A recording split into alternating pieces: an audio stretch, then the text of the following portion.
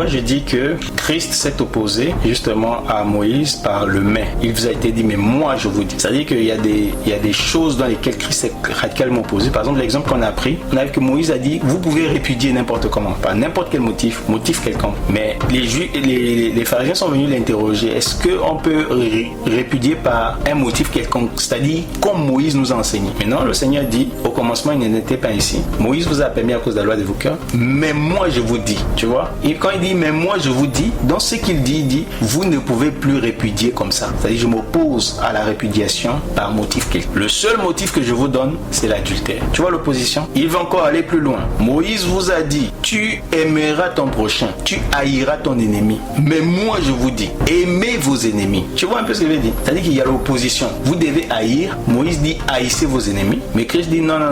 Plus de haine pour l'ennemi. Tu dois aimer ton ennemi. Tu dois prier pour ceux qui te persécutent, qui te maltraitent. Si ton ennemi a faim, tu dois lui donner à manger. S'il a soif, tu dois lui donner à boire. Tu vois un peu l'opposition? C'est vraiment une opposition. Parce que les gars, dans le verset Matthieu 5, 17, ne pensez pas que je sois pour supprimer les lois, Moïse, les enseignements de prophètes. Je ne suis pas venu, mais leur donner leur vrai sens. C'est-à-dire, en gros, c'est comme dans le Nouveau Testament, il y a des trucs où l'apôtre Paul va parler, il dit, je crois bien, ça vient de lui, quoi. Non, attention. C'est pareil aussi avec Moïse. Dans ce que le Seigneur Jésus va dire, en gros, Moïse vous a permis, mais normalement c'était pas ça. En gros, ça ne vient pas du Seigneur, c'est que Moïse vous a dit là. Non, attention. Parce que c'est lui-même qui a remis les commandements à Moïse. Oui, attention. C'est ce qu'il a dit à Moïse, qu'il avait écrit dans les tablettes quand il remettait à Moïse. Et il sait que, voilà, à cause de certains comportements, voilà, c'est comme aussi rendre par comment on appelle ça, œil pour œil, les dents pour dents. Il n'avait pas compris le message du pardon. Mon frère. Donc, marqué dans les tablettes. Mon frère, c'est Dieu qui demandait d'exterminer les ennemis.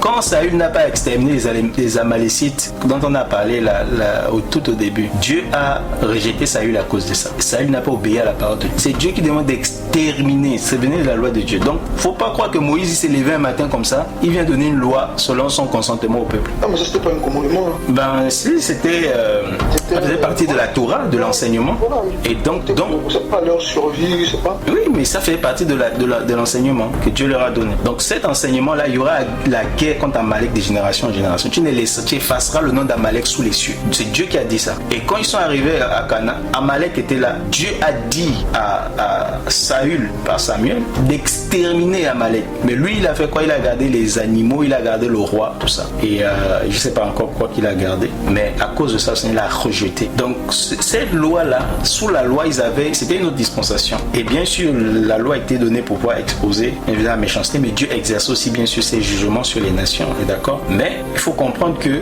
c'était une loi qui était sous la loi de Moïse. Il devait appliquer cette loi-là de génération en génération. Mais nous, sous la grâce, ça change complètement. Et fais attention avec ta version qui dit que je ne suis pas venu supprimer la loi, mais je suis venu donner son bon sens. C'est pour ça qu'il faut faire attention à les versions quand on lit là. Il faut vraiment faire très attention parce que parfois ça dénature ce que le Seigneur a dit. Je ne suis pas venu pour abolir, c'est ce qu'il a dit. Je ne suis pas venu pour abolir la loi, mais je suis venu pour l'accomplir. Ça c'est tout son sens. Ça change complètement. Il n'est pas venu donner le bon sens à la loi, c'est parce qu'il a dit, mais il est venu accomplir la loi. C'est vrai que certains ont traduit donner son bon sens. Donc ça veut dire qu'il est venu interpréter la loi. C'est pas ça.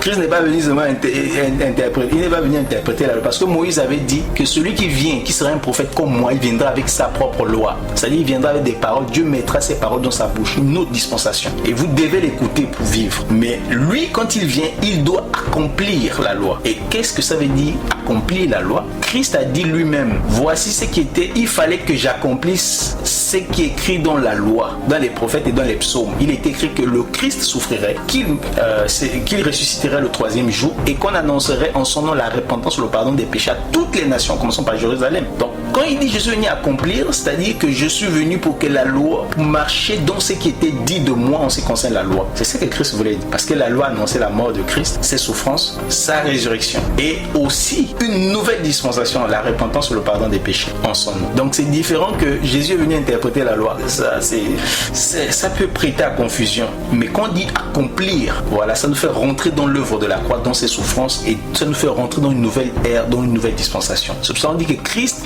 voilà, il est la fin de la loi pour la justification de celui qui croit. Parce que la loi est comme un chemin qui s'arrête à Jésus.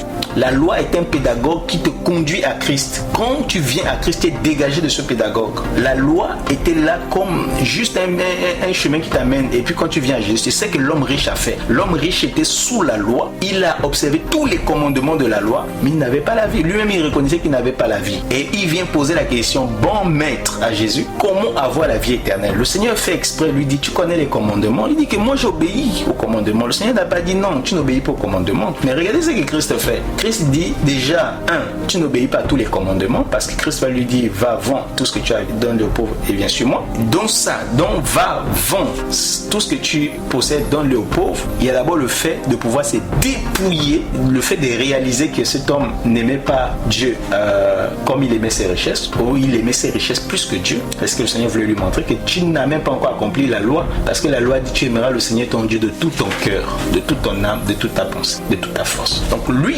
Christ voulait révéler que tu penses obéir à la loi, mais tu n'obéis pas à cette loi-là. Et ensuite, ce que Jésus dit, c'est viens et suis-moi. C'est-à-dire que quand même tu vas obéir à toute cette loi-là, ça ne te donne pas la vie. Mais ce qui te donne la vie, c'est ce que Moïse a dit, quand moi je viens, vous devez me suivre. C'est pour ça que Christ dit, viens, suis-moi. C'est-à-dire qu'un homme qui croit avoir obéi à la loi, il doit venir à Christ et suivre Christ. Tu vois? Voilà un peu ce que je voulais dire. Donc, Christ, quand il vient, on doit justement abandonner la loi, on doit abandonner la justification qu'on obtient dans la loi pour pouvoir s'attacher à celle qui vient, celle qu'on trouve en Christ. Donc voici un peu ce que je peux dire. Juste, on pourra revenir par la grâce du Seigneur pour expliquer Matthieu chapitre 5 qui prête souvent à confusion, pour expliquer vraiment, voir la nuance, voir qu'il y a les oppositions dans ce que Jésus dit par rapport à ce que Moïse a dit. Voilà, parce que lui, il est le réformateur, il vient aussi avec une autre loi, avec une autre Torah.